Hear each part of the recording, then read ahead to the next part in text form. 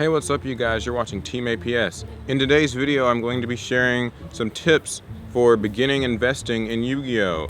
Obviously, these aren't like super secret ultra vendor tips, but if you're a vendor, you're probably not watching this video because you probably already know most of this stuff. But this is for people who might be thinking about dropping a good bit of money into Yu-Gi-Oh! And hoping to make a bit of a profit. Let's get started. So the first tip, bulk is key. This kind of applies to anything, but for Yu-Gi-Oh! Both with singles and with product, it's usually a good idea to buy a lot of stuff.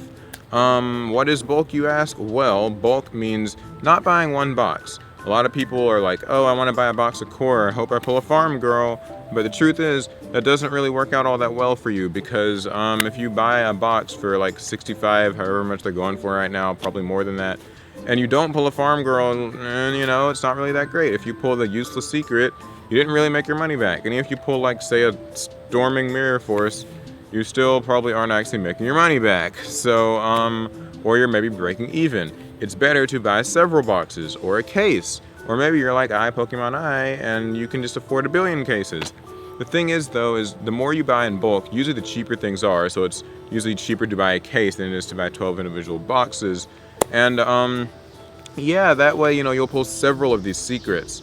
And it just works a whole lot better that way. The same thing applies to singles. If you plan to buy a lot of a card, whether it's a common or a rare or like a ultra or a secret, you need to buy several copies of it. That's kind of how you get to make your money back. Because if you think that you're gonna, you know, profit off of some common card, like let's say Vanity's Emptiness before it was really expensive, if you only have like 3, that's not really a lot of money. But if you have like 12 or 15 or 20 or something, you can make way more money that way, and it's really great. And so, yeah, you know, you want to just buy like a lot of copies of something, not just a playset. If you're really planning on spending a lot of money, then you want to buy a lot of copies of a lot of things. Tip number 2, the early bird gets the worms. So this means that if you think it's going to be expensive, you have to buy it really, really soon. This means you have to have a keen eye. You have to be like a hawk who's like swooping over the scene and like looks down and sees things before other people see it, and you just kind of like swoop in and get it before everybody else knows it's gonna be good. It's like those people who bought like Pot of Riches when it was like $2 and now it's like going up, or the people who got like e-tellies when they were, you know, 15, 20 bucks and now they're like $1 billion. You kind of gotta be like, you gotta be early, you gotta be quick, you gotta go on your gut instincts. Recency bias is tip number 3. Oh, we've got a question over there. What is recency bias? Well, recency bias means that people favor new, recent cards over older ones. So when you go to the Clash of Rebellion sneak peek, people want to buy Farm Girls and other things from Clash of Rebellion. And they will stupidly spend more money on new cards because they're new, and that's how Yu-Gi-Oh! Goes. We want to play the new thing. We want to buy the new thing. So this means that, you know, you kind of have to take advantage of this. If you have new cards, it's good to sell them quickly. If you had a farm girl, when it suddenly price spikes to $70, then you should probably sell it pretty quickly, because as time goes on, people gain sense back somehow, and they're not going to be paying $60, $70 for a farm girl in like a month. In a month, they're probably going to be paying $40 again.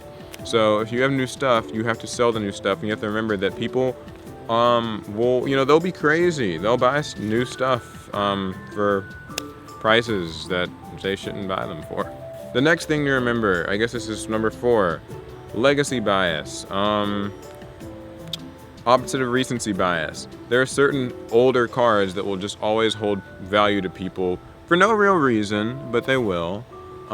It's things like, you know how like there's always that guy at locals who has like the guy with the max rarity like spellbook deck or mermaid deck, and you know the deck's really not that good, it's still worth a lot in everyone's eyes for some dumb reason.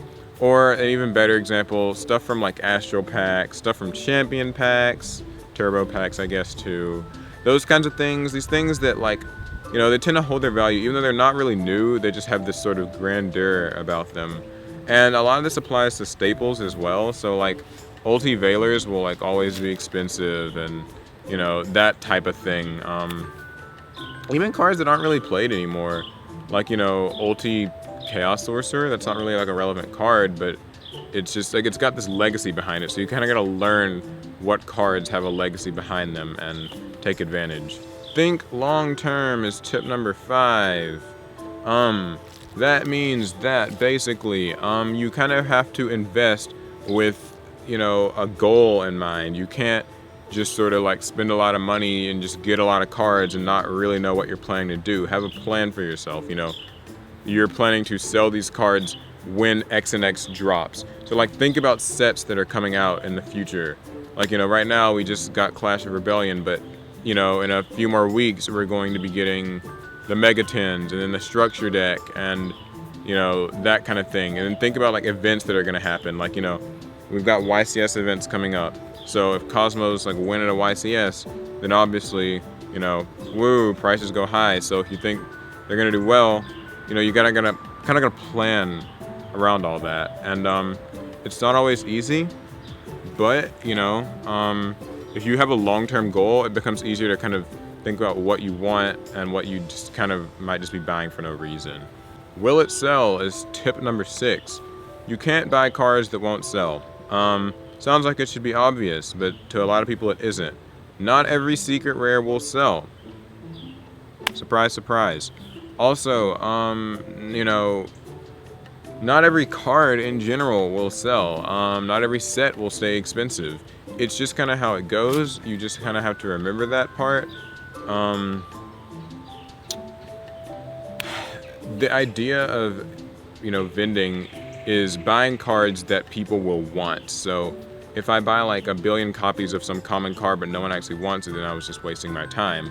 But if I buy 1 billion copies of, you know, Chicken Game for like 25 cents a pop from random kids, douchey move, I know, then, you know, I can like later sell those for like, you know, $1 or 2 a piece. Might be a good deal if Chicken Game ends up being worth $3, or say, let's say $10, and I'm this guy selling them for 5 a piece, and I bought them for like $1 a piece or something from kids. Then like you just kind of see how this is going, but it only works because Chicken Game is a sought-after card. It wouldn't work with some random common thing, so just keep that in mind. Last but not least, be willing to take a few setbacks in order to like actually, you know, get benefits. What this means is that you don't want to come off as the douchey person at your locals trying to buy everybody's stuff for like half of what it's worth. Sometimes you got to take a loss on a trade, or, you know, be a nice guy and give things away, because it'll make people like you and they'll be more willing to do business with you, because no one wants to do business with the dick in the room. That's just how it goes. I'm not saying that in like a, you know, way that I don't mean that, you know, you should be doing that strictly for the sake of getting a profit. Like, obviously you should be nice to people anyway, but basically you just don't want to always be the dick. You need to actually be nice to people, because if you're nice, they'll like you more and you'll get more of their money. It's kind of like business tactics. Pretty evil too. Anyway, those are some tips for investing in Yu-Gi-Oh! I really hope you guys liked it, because I liked it. So subscribe if you liked it. Leave your comments. What tips would you share to people for making money in Yu-Gi-Oh! And smart investing and things like that? Also, I'm giving away a box of Clash of Rebellions. Funny how I talked about it so much in this video. I'm also giving it away. And if you want to win that, you can look in the description and enter, and maybe you'll win. And I think that's all I have to say. So yeah, happy investing, and I wish you the best.